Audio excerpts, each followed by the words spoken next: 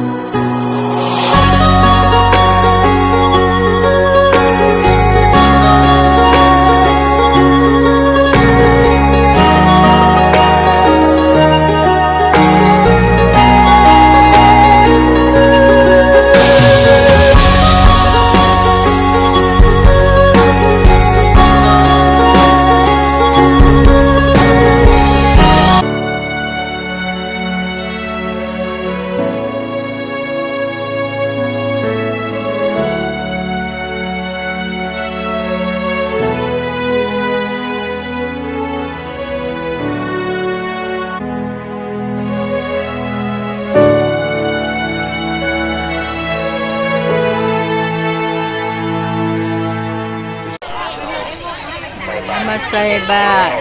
อยู่พระธาตุหลวงทางในคนหลายๆเลยมาใส่ทางนอก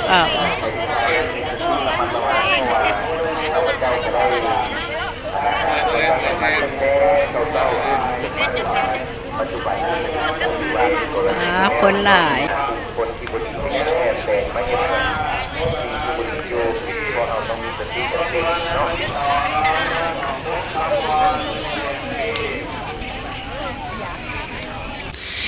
เดือนพฤศจิกเป็นช่วงเวลาที่นักท่องเที่ยวนิยมมาเที่ยวสปป.ลาวเนื่องจากเป็นช่วงเริ่มต้นของฤดูแล้งอากาศดีเหมาะสมสำหรับการท่องเที่ยวกิจกรรมสำคัญได้แก่เทศกาลงานบุญพระธาตุหลวงทางศาสนาและวัฒนธรรมที่สำคัญในนครหลวงเวียงจันทร์ซึ่งเริ่มต้นขึ้นเมื่อวันที่1 พฤศจิกและจัดขึ้นเป็นเวลา5 มื้อในปี 2025สำหรับสภาพอากาศคาดว่าจะมีแดดจัดมีฝนตกเล็กน้อยและอุณหภูมิค่อนข้างเย็นสบายเหมาะสำหรับกิจกรรมต่างๆเช่นการเดินป่าเยี่ยมยามชมวัดวาอารามและล่องเรือในแม่น้ำของหรือแม่น้ำล้านช้างเทศกาลพระธาตุหลวงนี้เป็นงานเฉลิมฉลองประจำปีที่สำคัญยิ่งในประเทศลาวเพื่อเชิดชูพระพุทธศาสนาและพระธาตุหลวงในนครเวียงจันทร์โดยปกติจะจัดขึ้นในเดือนพฤศจิกเทศกาลนี้จัดขึ้นเป็นเวลา5 มื้อประกอบด้วยพิธีกรรมทางศาสนารวมถึงการทำบุญศีลทานตักบาตรและขบวนแห่พระศาสตร์เพิ่งรวมถึงกิจกรรมทางวัฒนธรรมต่างๆเช่นขบวนเดินสนามดนตรีและเต้นรำพื้นเมืองและกีฬาพื้นบ้านอย่างเช่นตีคีนอกจากนี้ยังมีงานแสดงสินค้าขนาดใหญ่ที่รวบรวมอาหารการกินและความบันเทิงและงานหัตถกรรมท้องถิ่นซึ่งจะเห็นให้ดึงดูดนักท่องเที่ยวหลายๆพันคนทีเดียวชาวต่างชาติบางคนก็ถามว่าเทศกาลพระธาตุหลวงคืออย่าง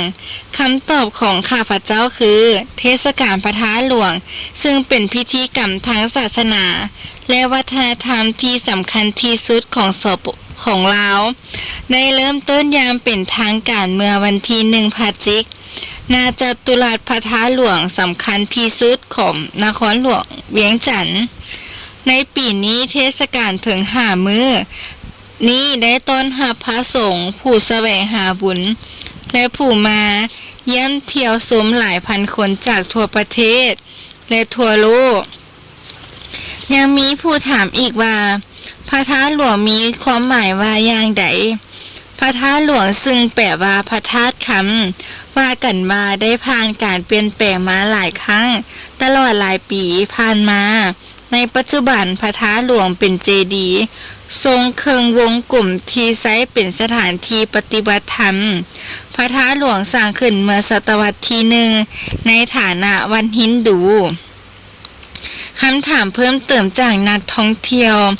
พระธาตุหลวงเป็นทองคำแท้หรือบ่พระธาตุหลวงมีความสูงจากพื้นดินถึงยอดพระธาตุเท่านั้นที่ปิดทองแท้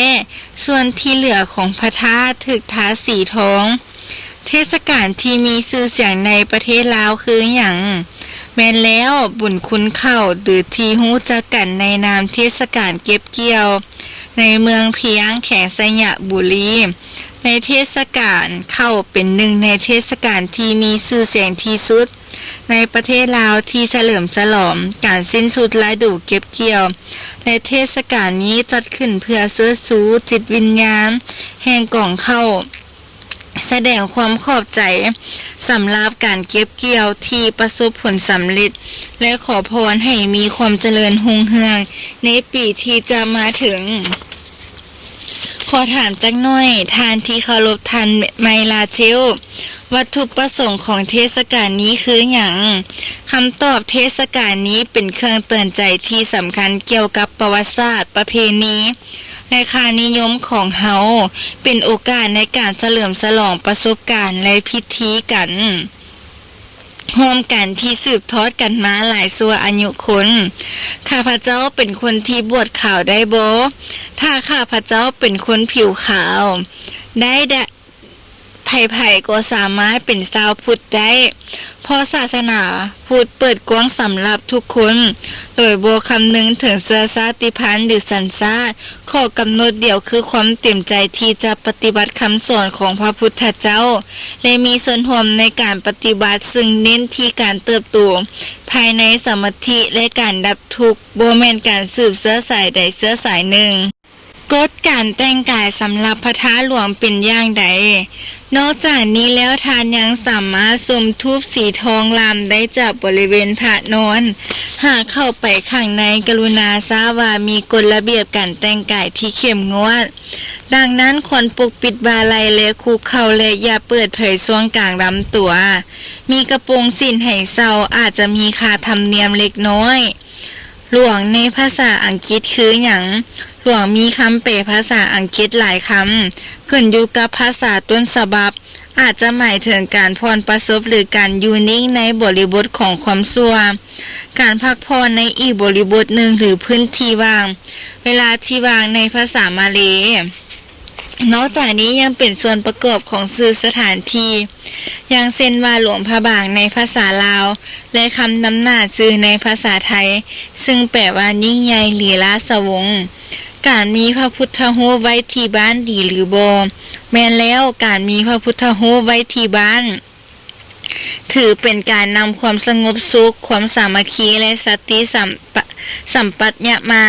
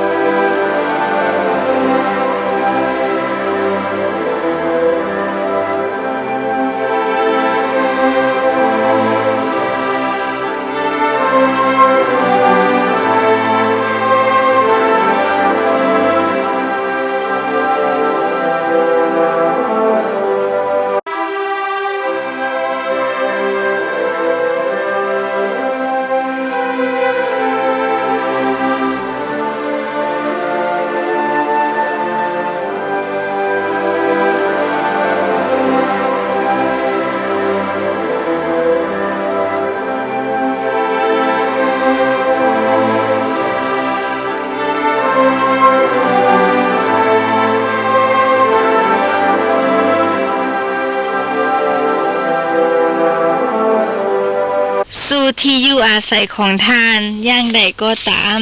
สิ่งสำคัญ คือต้องวางพระพุทธรูปด้วยความเคารพโดยควรวางไว้ในบริเวณที่โดดเด่น และบ่เกะกะเส้นทางเข้าห้องนั่งเล่นหรือพื้นที่สำหรับทำสมาธิโดยเฉพาะบ่ควรวางไว้บนพื้นหรือใกล้ห้องน้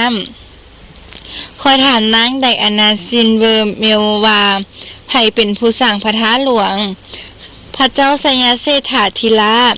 สิ่งก่อสร้างปัจจุบันสร้างขึ้นตามพระบัญชาของพระเจ้าสัญญาเศรษฐาธิราชในปี 1566 หลังจากย้ายเมืองหลวงจากหลวงพระบางไปยังเวียงจันทน์ในฐานะผู้ทรงประจักษ์ในเหตุการณ์ประวัติศาสตร์ลาว พระธาตุหลวงได้รับการบูรณะครั้งใหญ่หลายครั้ง ตลอดหลายปีที่ผ่านมา อันเนื่องมาจากการปล้นสะดมของต่างชาติเป็นอย่างคือถ่ายรูปพระแก้วมรกตบ่ได้ สิ่งสำคัญคือพระธาตุองค์นี้ได้รับการเคารพนับถือในฐานะตัวแทนอันศักดิ์สิทธิ์ของสิ่งศักดิ์สิทธิ์ในสมัยก่อนผู้แสวงบุญจะเดินทางไปทั่วทุกสาทิศเพื่อคุกเข้าต่อหน้าพระพุทธรูปเหล่านี้โดยเหตุนี้วัดต่างๆจึงพยายามรักษาภาพลักษณ์ของพระธาตุนี้ไว้บ่ให้ถูกเลียนแบบ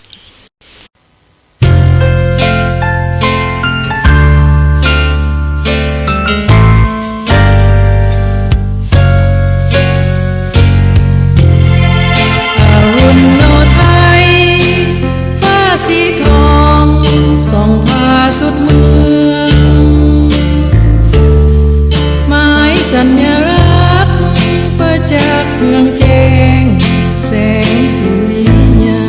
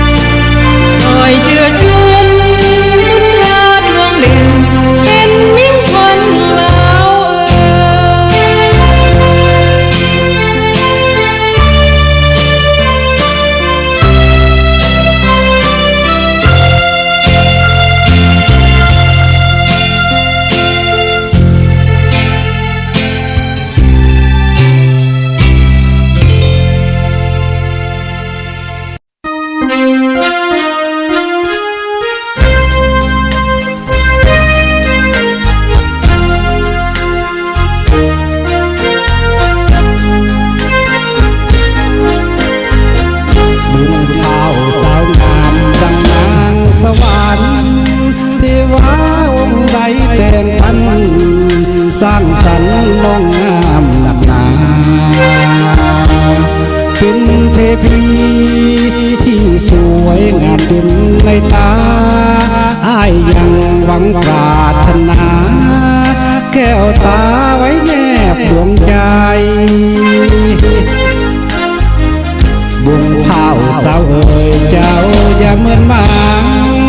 จงเห็นหัวใจอ้ายตั้งหักนางบ่ได้ไหนนี้อ้ายยังหักสาวเจ้าดังชีวิตจะขอมอบชีวิตนี้ให้สาววงเผาเคียงนอนเวียงกันฝันไปปัญหาอายแทบเป็นบ้าบางครั้งเป็นลมหัวใจไว้วันสุดจะหักสาวเจ้าดังสิวันหากได้คู่เคียงจอมขวนจะหักน้องนั้นเหมือนเดือนคู่ดาววงเผาสาวเอ่ยเจ้าเคยยิ้มบานจงเห็นหัวใจอ้ายนั้นลำพันฟันเธอคนข้างหากได้สาวมานอนแนบข้างอ้ายจะบ่ที่หันทางจะหักนางน้องเจ้าผู้เดียว